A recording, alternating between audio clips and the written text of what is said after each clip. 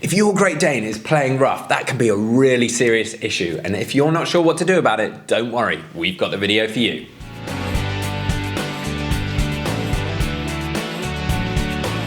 Welcome back to the Fenrir Great Dane Show. My name's Joe and I'm a certified canine leader here at FenrirCanineLeaders.com. We are dedicated to helping you learn everything you could possibly want to know about the Great Dane, and then how to become a high-level canine leader so you can raise your very own. So if you're new here, don't forget to subscribe and turn on that notification bell so you never miss a future upload.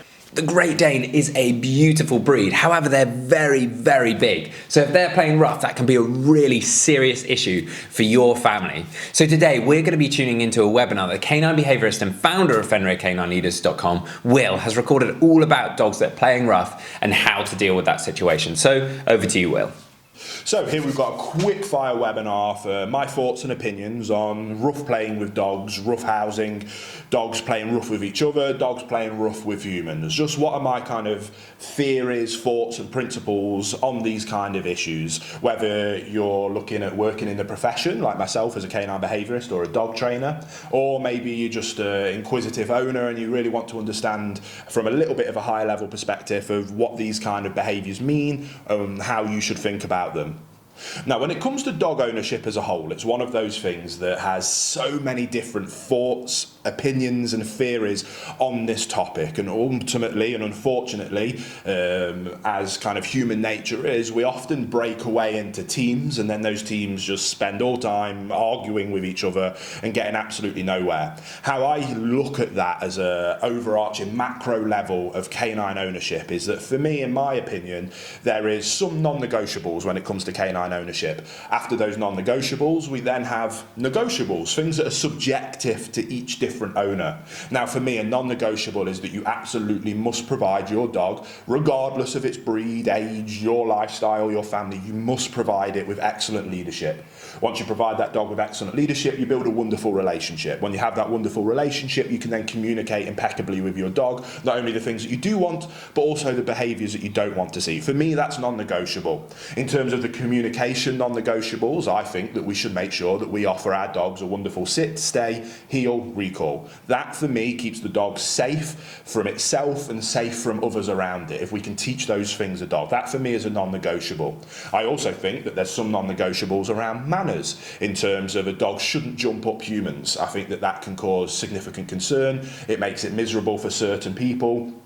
I personally think that behaviours like that are non-negotiable. Things like resource guarding should be addressed, non-negotiable. Obviously, reactivity towards humans or dogs, with the only caveat being around kind of working dogs or in personal protection roles. You can have that discussion, but when we talk about just companion ownership for the everyday owner, for me, those things are non-negotiable. Now, kind of everything else sits in that kind of subjective level.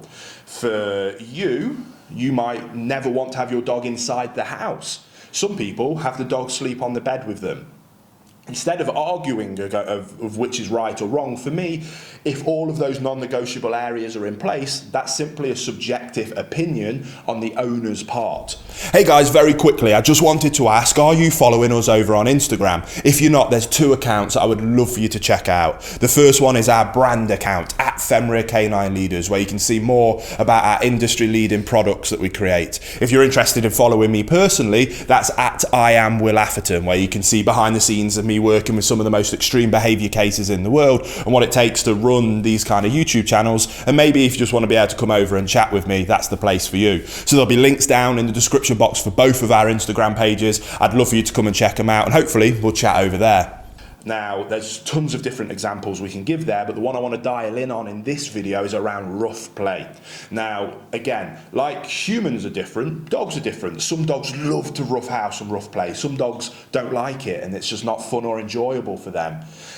Rough play can go right, and it can be a wonderful relationship building tool with you and your dog, or with dogs in a pack. They'll often sometimes rough play, if the non-negotiables are in place. And that's the point I want to take away from this mini webinar. I love rough housing with my dogs. I absolutely love it. My wife hates it. She doesn't like to do it. Her subjective idea of living with a dog is to have a dog that's calm, quiet, and in the evening when our boys have gone to bed and she wants to relax, She'll welcome a dog up onto a sofa and she'll have a cuddle with it. Her subjectively, that is fine. And I have no issue with that whatsoever, because all the dogs that live in our house or with us have those non-negotiable fundamentals in place, which then allows us these subjective things. When it comes to rough play, I love rough playing with dogs. Big, powerful, mastiff dogs they're just fun to roughhouse with, roll around on the floor with them, have a bit of fun with them.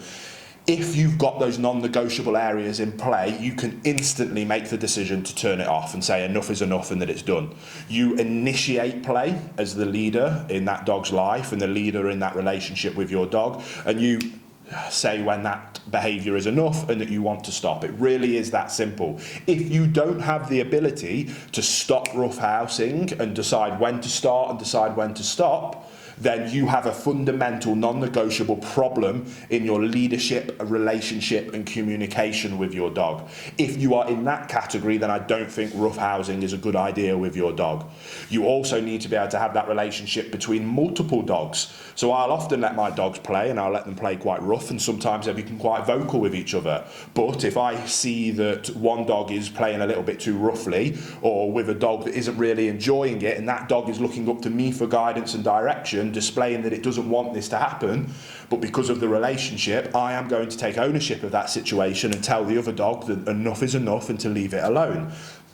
I have control in those situations because of the leadership, relationship and communication that is fundamental and non-negotiable when it comes to owning a dog or owning multiple dogs. So when it comes to roughhousing or rough play, do your non-negotiable fundamentals of leadership, relationship and communication, and then it's completely a subjective decision. What allows it to be subjective is because you have the ability to turn it on and you have the ability to turn it off. If you don't, then you shouldn't do it, because it can get too far and people can get hurt. But if you have the ability to turn it on and off, you control it, you decide when enough is enough, and you can maintain that everybody involved is safe. If you don't want your children to roughhouse with the dogs, you have the ability to ensure that that never happens. Do you see the point we're trying to make? So I don't want to keep banging on about it, but non-negotiable fundamentals of leadership, relationship and communication with your dog will change everything. That then allows you to make your own subjective decisions on what you deem acceptable with those grey area things, because you have the ability to keep yourself, the dog and everybody else safe and in control. Focus on the fundamentals and everything else is easy, and everybody doesn't have to spend all day arguing on the internet about who's theory and whose approach is right or wrong. There you go, guys, some really useful tips and tricks for your Great Dane. If they're playing rough and you don't know what to do about it, start putting those things that Will spoke about into practice and you will have it nailed. I really hope you enjoyed today's video. If so, get involved in the comments down below, as we would love to hear from you. Don't forget to subscribe and turn on that notification bell, as we have 2 dedicated videos coming in every single week. So I can't wait to see you in the next episode of the Fenrir Great Dane Show.